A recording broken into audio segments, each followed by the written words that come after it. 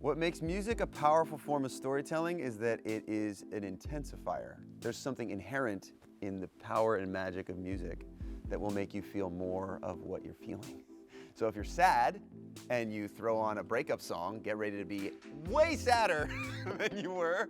And if you're so psyched and you just met someone and you're like falling in love and you put on a song like that, it will intensify what you're feeling, and there's real power in that. I'm Andy Grammer, and this is Storytellers Spotlight.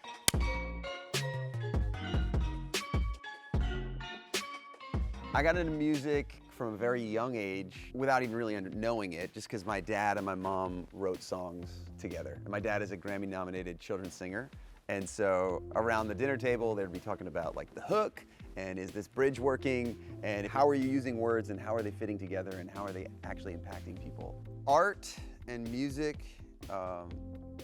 is one of the best things to make someone feel not alone. I know for me that when I've heard a certain song at a certain time in my life, it's really powerful. One of my first singles that went pretty big was a song called Keep Your Head Up. You gotta keep your head up, oh, and you can let your head down, hey. On its surface, Keep Your Head Up could go cheesy, but I wrote it because my mom had just died and I was trying to figure my life out. And so now it gets grounded and is a little more relatable. And I've spent my career trying to make music that is uplifting and positive and grounded in reality. As a pop songwriter, you're always dividing like, okay, this beat is kind of complex, so therefore the lyric maybe should be a little bit simpler. You're doing the dance to figure out what the whole package is that goes to someone's ears and eyes. Poetry, you take away all the complexity of the music and you get to gain all that complex kind of like blank space just for the words. There's a lot of different people that inspired me when I was younger. Musically, lyrically, I mean, one of the records that like blew my face off, I remember being in my mom's minivan and The Miseducation of Lauryn Hill came on, and I was so blown away. I had never heard Integrity sound so like banging and cool. And I remember being like, oh, it's gonna sound very different. We don't sound the same. It's gonna sound different, but like she's doing something that I really, really want to do. I would love to try my take on. Poetry has, in the last like 4 or 5 years become something that I'm really interested in. The main entry point into music for me is the lyric. About 2 years ago, I started throwing full spoken word poems into my set. And so you kind of have these ups and downs of like crazy rock show, lights, everything's going nuts, and then kind of zoom into a poem or a spoken word that has the message or kind of like adds to the next song that's coming. And so then I wrote this kind of long spoken word poem. I am not merely an economic unit, I am human. And then I did it on the last tour, and it became one of the highlights of the tour. When you'd leave, people would be like, oh my God, that poem like really got me. I like to write music and poetry and lyrics around things that I struggle with. And I think that I have really struggled with the purpose of money in my life.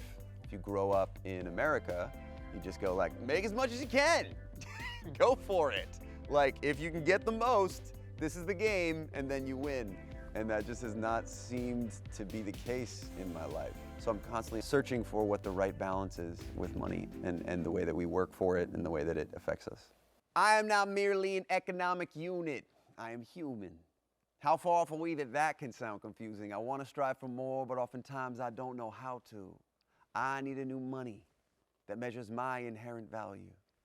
What's your salary? What's your rate? What's your hourly wage? What's your position, your commission? How much are you for the day? When we meet somebody new, what is the first thing that we say? What do you do, AKA, how much money do you make? And then we take that information and we sort it in our brains, assess the value, calculate where to put them on the page, the hierarchy of importance. I mean, this is just insane. You're telling me that we've agreed to tie self-worth to what we're paid?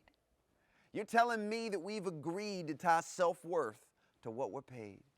Well, what a grave mistake to make. What terrible advice to take if the scoreboard counts in dollars. What kind of game you think we'll play? Yo, I am not merely an economic unit. I am human. How far off are we that can sound confusing? I want to strive for more, but oftentimes I don't know how to. I need a new money that measures my inherent value. But like my 4-year-old asking why until she's blue in the face. My inner child inquires about this money that we make. Why? I make money because I need it. Why? So I can have financial freedom. Why? So I can keep up with the Joneses. Why? So someday I can own a home. And why? So I can climb the social ladder. Why? So I feel like I even matter. Why? Because I'm constantly worried that I won't be enough. Why? Because I'm worried without money, I'm not worthy of love. Yo, I am not merely an economic unit, I am human. How far off are we that can sound confusing? I want to strive for more, but oftentimes I don't know how to. I need a new money that measures my inherent value. But what if the scoreboard tallied love? What if the stock market valued love? What if your 401k was judged by how much you lifted others up? What if the best we could get was love? What if we were impressed with love? What if the status in class was love? What if it mattered how much you love? What if the money was not enough? What if we worked 9 to 5 for love? What if the point of this life was love? What if the point of this life was love? Yeah, I am not merely an economic unit. I am human.